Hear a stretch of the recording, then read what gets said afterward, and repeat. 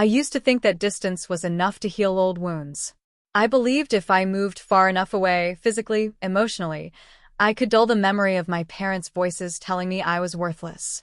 But even after I built a life 3,000 miles from my childhood home in Wisconsin, their words still clung to me like mildew. My name is Nathan Reynolds. I'm 32 years old. People call me a successful entrepreneur, but in the dark corners of my mind, I'm still the boy they said would never be anything. It was a Tuesday afternoon when the first ripple disturbed the fragile calm I'd constructed. I was sitting in my home office in San Francisco, finalizing a pitch deck for investors, when my phone lit up with a number I hadn't seen in over 5 years. The screen read, Mom and Dad. My stomach clenched before my mind could catch up. I stared at the name as if it were a ghost, floating across the glass in pale letters.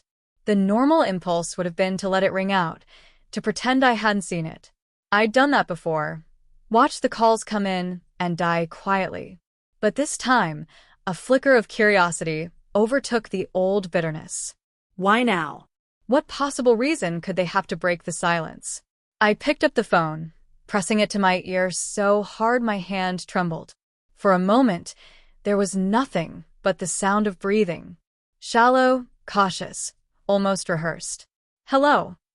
I finally croaked. My voice sounded foreign to me, thin, wary. Nathan. My mother's voice. Softer than I remembered, but still lined with that brittle quality, as though every sentence was a test you could fail. It's your mom. I know, I said, swallowing. I realized my heartbeat had doubled, thudding in my throat. Is everything okay? A pause. Just long enough to make my skin prickle. In that hesitation, I felt something I couldn't quite name. Guilt? Desperation? It was so unlike her to hesitate. Oh, yes, she stammered finally. Everything's fine. We were just thinking about you. It was almost funny, in a grim way. For 30 years, they'd never just thought about me. Every interaction was transactional. Every comment barbed. Every visit an opportunity to remind me I was a disappointment. Now, they were just thinking about me? It didn't add up.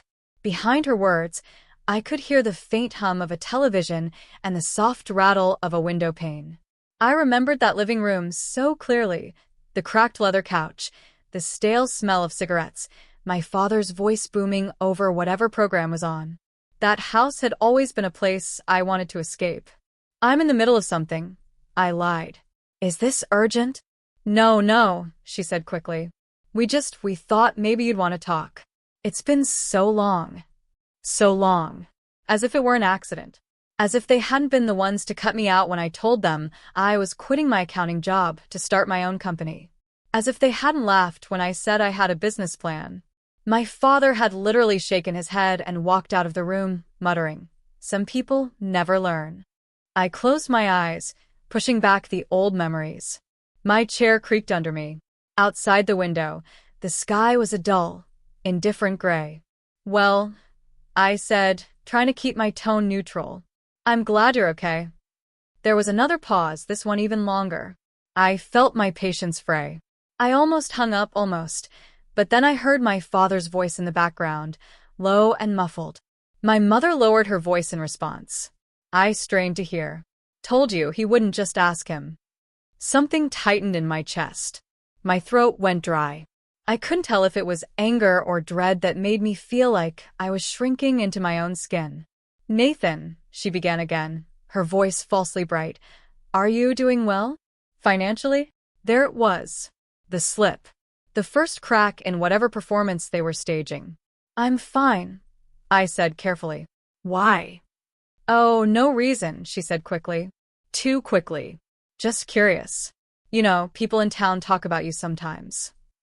They do, I said, my mouth twisting. That's surprising, considering how I left. People admire what you've done, she insisted. We're proud. I almost laughed. Proud. As if I hadn't been the shame of the family. As if my failures hadn't been their favorite topic at every Thanksgiving table. I forced myself to breathe. I appreciate that. I lied. There was a shuffle, and then my father's voice came onto the line. He hadn't called me since the day I left. Nathan, he rumbled, and I felt something cold run down my spine. Son. That word.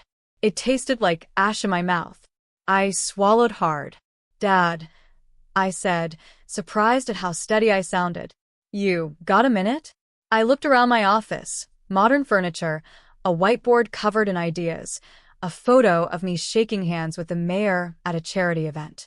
This life I'd built felt suddenly fragile, like it could be swept away by his voice. I have a minute, I said. He cleared his throat. It sounded painful. Your mother and we've been thinking. About family. About reconnecting. Reconnecting. Like the years of silence were just a misunderstanding.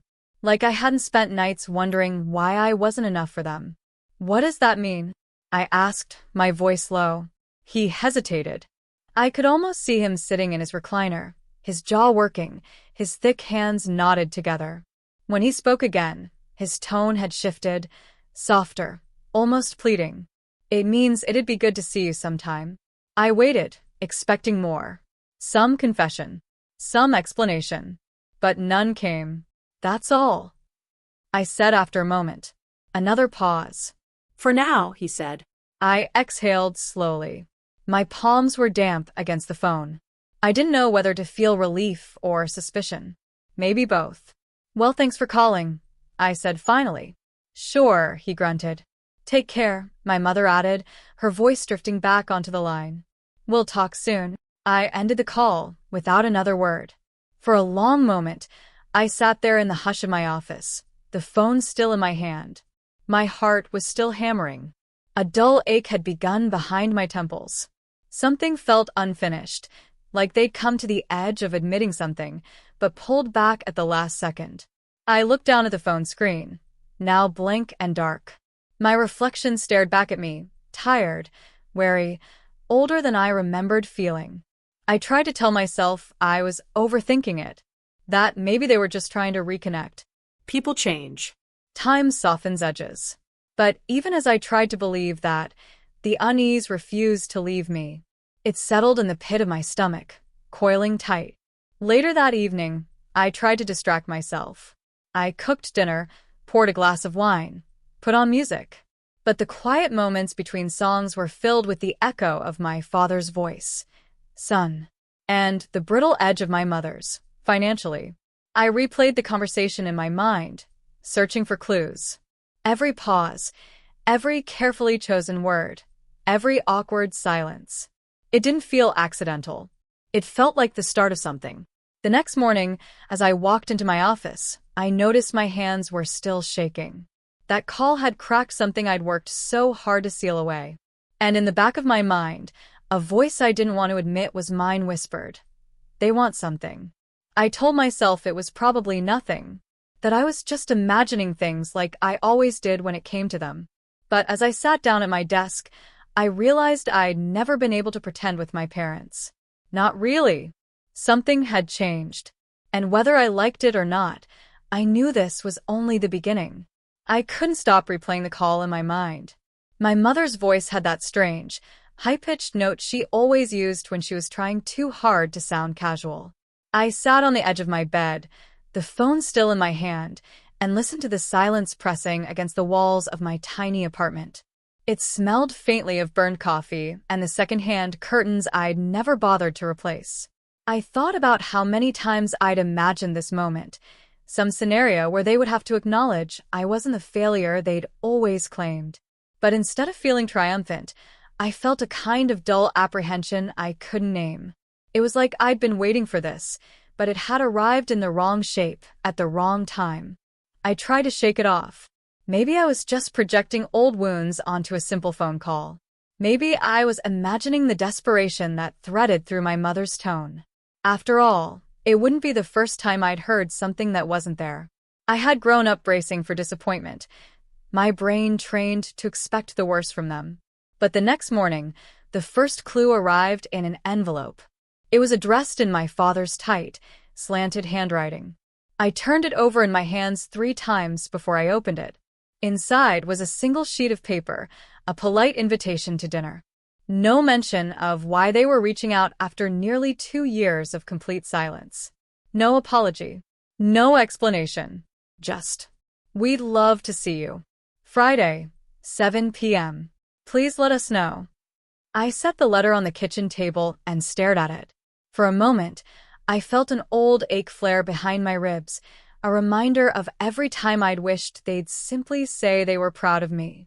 I walked to the sink, turned on the tap, and let the water run cold over my hands. When I returned, I noticed a detail I'd missed. On the back of the envelope was a smudge, like an inked thumbprint. It made the invitation feel rushed, almost sloppy. My father was always meticulous. He never made mistakes, never forgot to wipe the pen marks from his hands. A memory surfaced, him yelling across the dinner table, telling me I was delusional if I thought I'd ever make something of myself. That look in his eyes, impatience mixed with disappointment. I swallowed hard. Maybe this was my chance to prove something to them. But I also couldn't shake the sense that there was more behind this sudden invitation than nostalgia. All week, I tried to distract myself with work. Every time my phone buzzed, my heart jumped into my throat. Each notification felt like a trap door opening under my feet. By Thursday, I was exhausted. I lay awake long after midnight, staring at the hairline crack in my ceiling, listening to the radiators ping and groan in the darkness. My mind kept returning to the smudge, the tone in my mother's voice, the letter's studied politeness. Friday came, and I dressed carefully: black jeans, a crisp white shirt, the only pair of shoes that still looked new. On the train to their neighborhood, I felt like an imposter in my own life. I'd built everything they said I couldn't, and still, I felt 14 years old and invisible. The ride was longer than I remembered. Every stop gave me more time to reconsider. But I couldn't turn back. I needed to see them. I needed to know. When I arrived, I paused at the gate.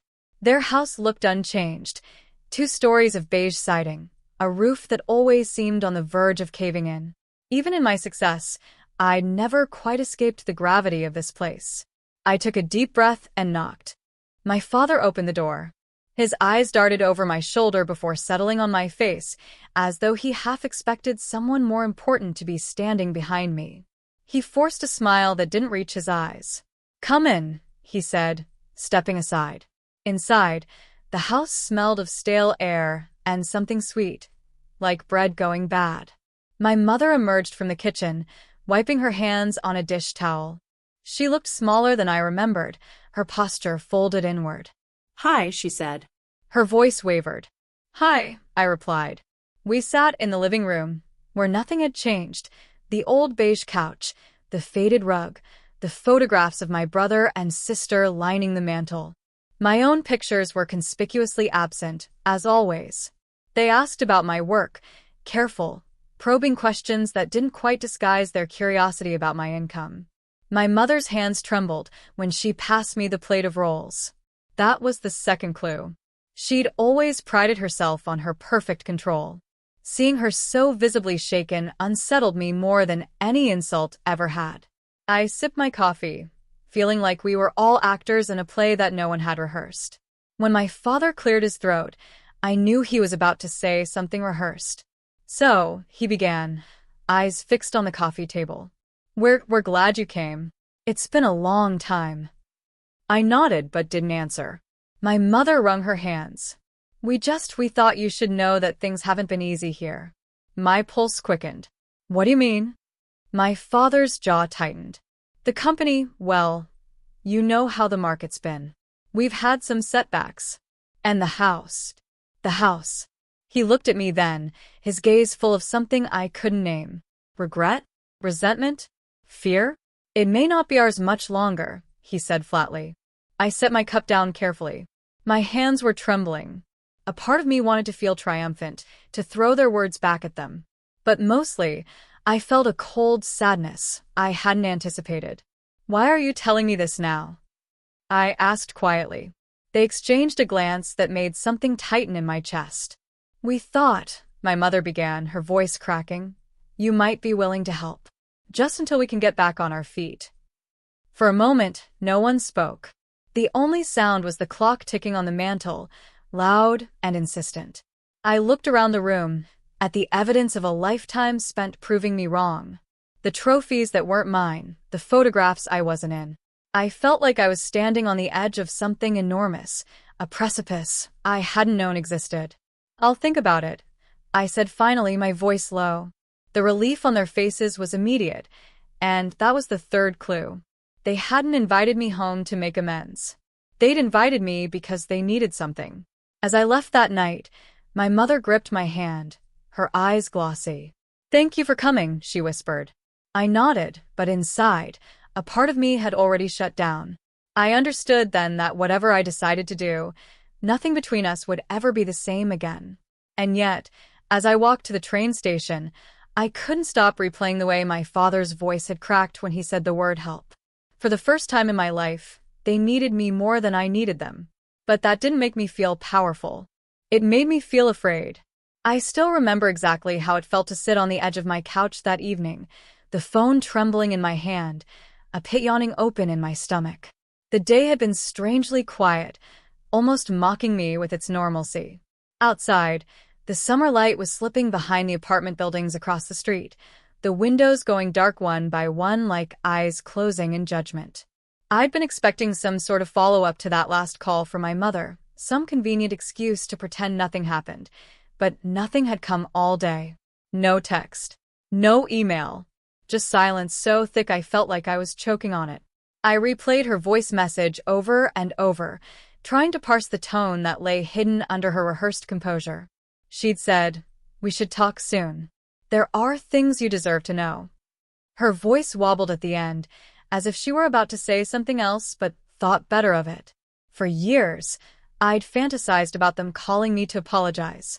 But this didn't feel like an apology. It felt like the opening line of a performance they'd been rehearsing in the shadows. I pulled in a long breath and tried to center myself. This was ridiculous. I was a grown adult, someone who'd built a business from scratch, someone who was finally respected, someone who didn't need their validation. And yet, when the phone finally lit up with my father's number, I froze. The years collapsed inward like a paper crane burning to ash. For a few seconds, I was just the same kid they'd called a dreamer and a disappointment in the same breath.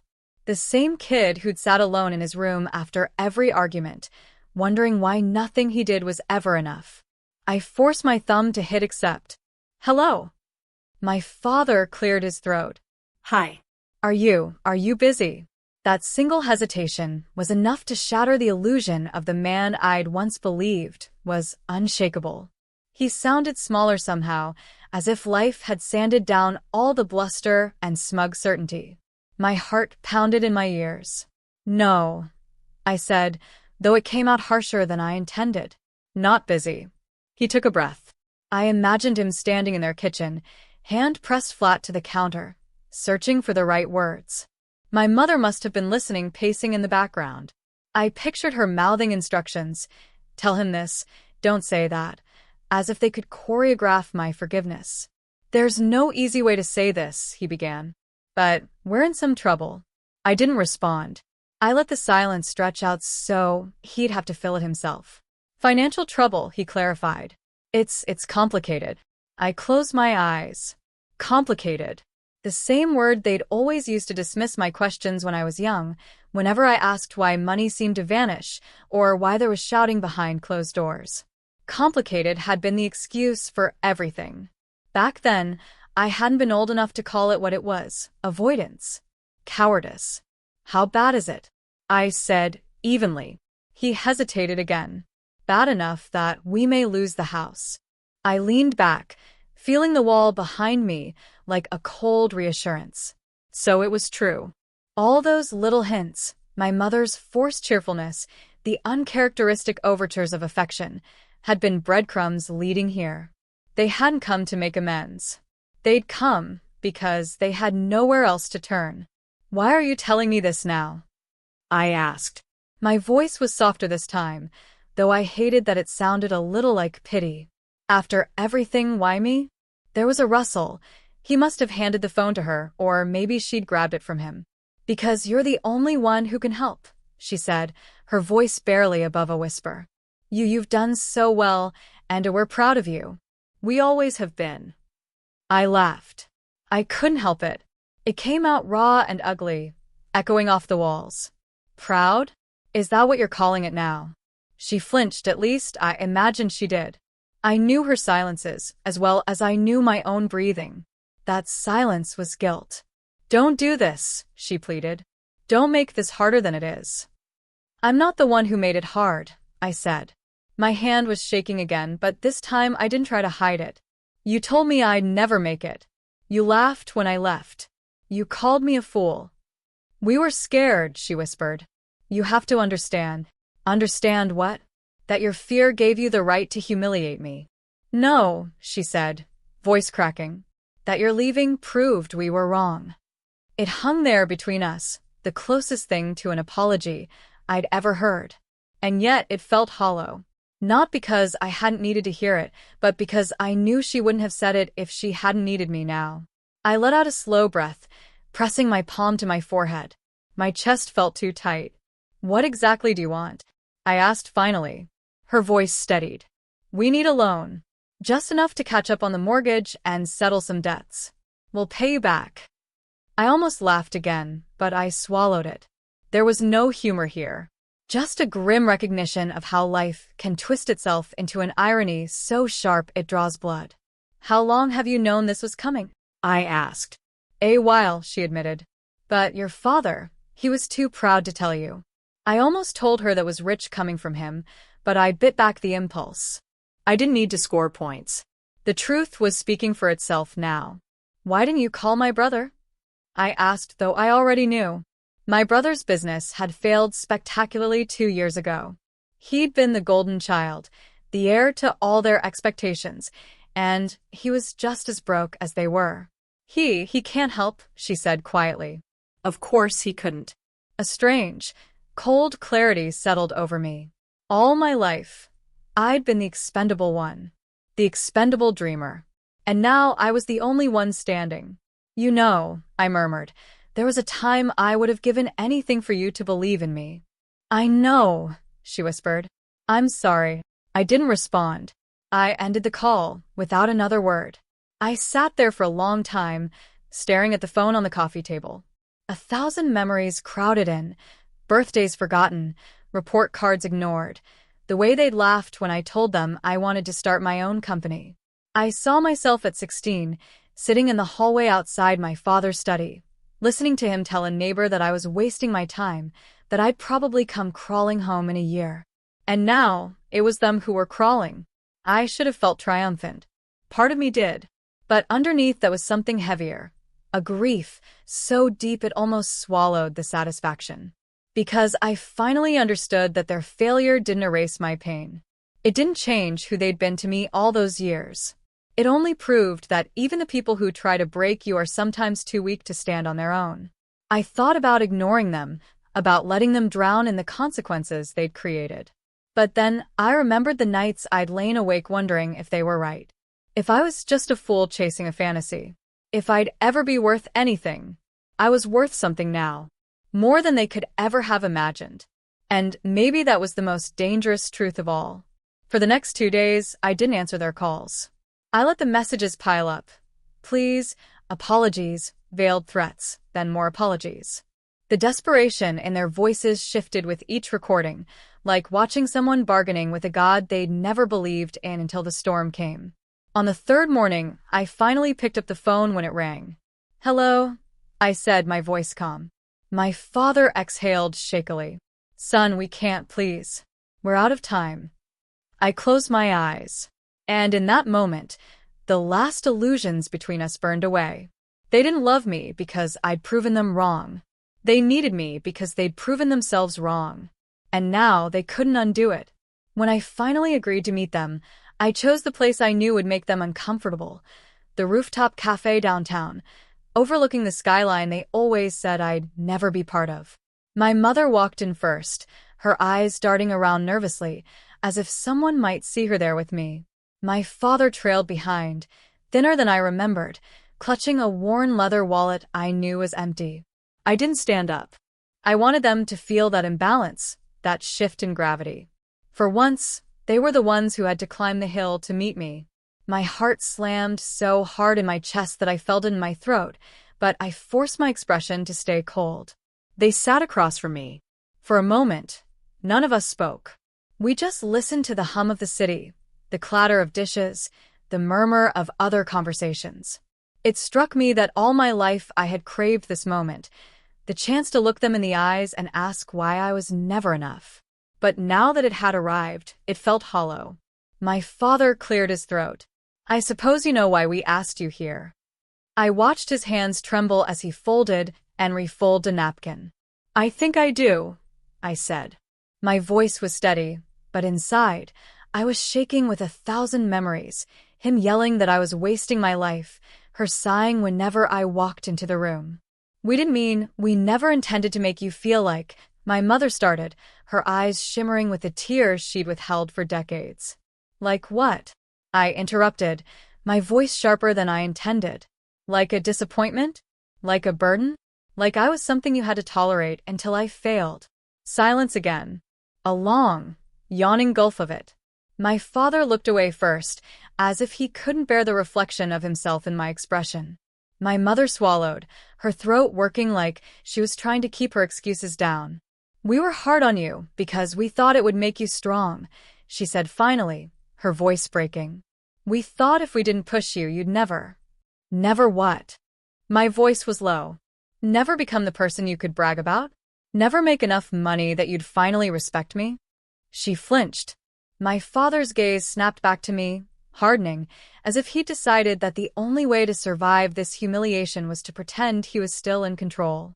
"I suppose you think you're better than us now," he said quietly. A bitter laugh escaped my throat. "No," I said, meeting his eyes. "I don't think I'm better. I think I'm free. And you hate that." My mother reached across the table, her hand trembling, but I didn't move to meet it. The sight of her wedding band, worn thin over the years, made something twist in my gut. I wondered if she'd ever really been happy. If any of us had. "We didn't come here to fight," she whispered. "We came here because we need help." There it was. The confession laid bare. No more half-truths or clumsy diversions. Just the raw, ugly fact that the parents who had told me I'd never succeed were now here, begging me to save them. "And why should I help you?" I asked. My voice was soft, almost gentle. It scared me how easy it was to ask that question without guilt. My father's mouth opened and closed. For a moment, I thought he might spit out some last shred of pride. But then his shoulders slumped. "Because we're your parents," he said. "Because we have nowhere else to go." An unexpected heat rose behind my eyes. Memories tumbled over each other. Christmas mornings they'd ruined with their scorn. Nights I'd cried myself to sleep. The first time I'd paid my own rent and realized I never needed their approval again. "But you had somewhere else to go," I whispered. "You went everywhere else when I was the one who needed help." My mother pressed her palm to her mouth, a sob escaping through her fingers. My father looked away, ashamed or angry or both. And just when I thought it was over, she spoke again. "There's something you don't know," she said, voice shaking. "Something we never told you." I felt the air change, thickening, pressing against my ribs. "What are you talking about?" She swallowed hard. "The money, everything you built. You weren't the only one who worked for it." My pulse skipped. "What does that mean?" My father finally looked at me again, and there was no pride left in his face. Only defeat. "It means," he said quietly, "that all those years we told you you'd never make it, we were trying to protect you. Because if you failed, we couldn't pay back what we borrowed." I stared at them, uncomprehending. Borrowed? From who? But before they could answer, the server arrived with our check, setting it gently between us like a truce flag. The moment shattered. My mother dabbed at her eyes. My father picked up the bill with trembling hands. I didn't reach for my wallet. I didn't stand up. I just sat there, staring at them across the table, wondering what else I didn't know, and whether the truth would ever set me free. When I finally closed the front door behind me, the silence felt both triumphant and hollow. For the first time in my life, I had walked away from them with the upper hand. I should have felt powerful. I should have felt vindicated. But instead, I only felt like a child who'd outgrown a prison cell, standing in the empty yard, unsure what to do with freedom. I set my phone on the kitchen counter. It buzzed twice, a new message from my mother, though she hadn't even signed her name. "Please, just think about it. We need you." The words blurred as I read them again. All the times she'd told me I was selfish, naive, stupid for dreaming, those words hadn't blurred. They had etched themselves into me, deeper than any praise ever could. I walked to the living room window. Outside, the streetlights cast pale yellow halos onto the sidewalk, as though the night itself was undecided, neither bright nor dark enough to declare allegiance. I pressed my palm against the glass, feeling the cool tremor of the pain. I thought of the stories I used to tell myself when I was 16, lying awake in my childhood bedroom. Fantasies that one day I would succeed so spectacularly, my parents would come crawling back, ashamed. I had believed that moment would feel like victory. I had never imagined that victory would taste like regret. A part of me wanted to call them back and scream that they deserved every ounce of humiliation. Another part, softer and infinitely more dangerous, wanted to rush over and save them simply because they were my parents. The war between those two instincts raged so loudly that my own thoughts felt foreign, like voices piped through a broken radio. I sank onto the couch, tracing the edge of my phone screen with a fingertip. The screen lit up again, another message, this time from my father. "We know you don't owe us anything, but please, your mother is sick. The stress isn't helping." For a second, the room tilted, as though I were falling backward into some invisible void. My mother sick? Was it another manipulation? Or was this the kernel of truth buried in all their desperation? I closed my eyes and forced myself to breathe. I remembered the look in her eyes tonight. Wet, hollow, afraid. I had never seen that look before, not even when we'd been evicted when I was 10. She had always been made of iron back then. Tonight, she'd seemed like a stranger wearing my mother's face. I tried to summon the anger again. It came in weak flickers, useless sparks that couldn't catch. Every time I thought about their cruelty, something else slid in behind it. The memory of my father working double shifts in the freezing winter to pay bills, the way my mother used to hum under her breath as she washed dishes. Even the worst people had once been something else, before bitterness corroded them. And that, somehow, was harder to accept than if they had been pure villains. I reached for the glass of water on the coffee table. My hands were shaking. I felt like I'd stumbled onto a narrow bridge, one side leading to forgiveness, the other to revenge, and the middle so fragile it would crack under my weight. In the corner of the room, the clock ticked on the wall. Midnight. A new day. I wondered if it would ever really feel like my day, or if I'd always be carrying theirs in the shadows behind me. I unlocked my phone and opened the text thread again. I read their messages 5 times, as if some hidden meaning might emerge if I stared long enough. There was nothing. Just need. Just the simplest confession they'd never dared to make before, that they were no longer above me. My chest ached as I remembered every time they'd said, "You'll never make it. You're not good enough. Don't embarrass us." How many nights had I cried, certain they were right? How many hours had I spent trying to earn what they never intended to give me? And now, when their world was burning down, they reached for the very hand they'd slapped away. It almost felt biblical, a kind of cruel, perfect symmetry. But there was no satisfaction in it. Only a loneliness I couldn't name. I stood and walked into the kitchen, pressing my forehead against the refrigerator door. The cold metal steadied me. In that moment, I realized I had spent my entire adult life trying to prove them wrong. Now that I didn't know who I was without that mission. If I gave them the money, would it mean they'd won, that I was still seeking their approval? If I refused, would it mean I had become as callous as they had been? There was no script for this part. No guidebook for what to do when your childhood demons came to you in the flesh, humbled and begging. I poured the glass of water down the sink. My reflection glimmered in the window above the faucet, a person I almost didn't recognize. Stronger, older, haunted. A person who had walked through the fire and come out scarred but standing. The phone rang again, this time a video call. My thumb hovered over the screen, heart pounding. For a wild moment, I considered blocking them forever, severing every last thread. But as the call kept ringing, my resolve cracked. I answered. My parents' faces appeared. My father's eyes were red. My mother looked as though she hadn't slept in days. They both seemed smaller than I'd ever seen them, like the years had stolen their certainty, their arrogance. All that was left was fear. "Please," my father whispered. "We don't know where else to turn." I couldn't speak. The words tangled in my throat. My mother reached toward the camera as if she could touch me. For a split second, I glimpsed something raw in her eyes. Remorse, maybe, or the ghost of the love I'd always wanted. "I don't know," I finally whispered. It was the most honest answer I could give. "We're sorry," my mother said, her voice cracking. "We should have believed in you."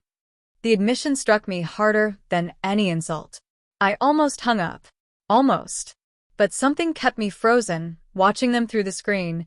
Two people who had shaped me in ways I was only beginning to understand. "Let me think about it," I said, my voice hoarse. "Thank you," my father murmured. I ended the call and dropped the phone onto the counter. My pulse thundered in my ears. Every cell in my body felt electric, vibrating with questions I didn't know how to answer. How much of who I'd become was because of them? How much was despite them?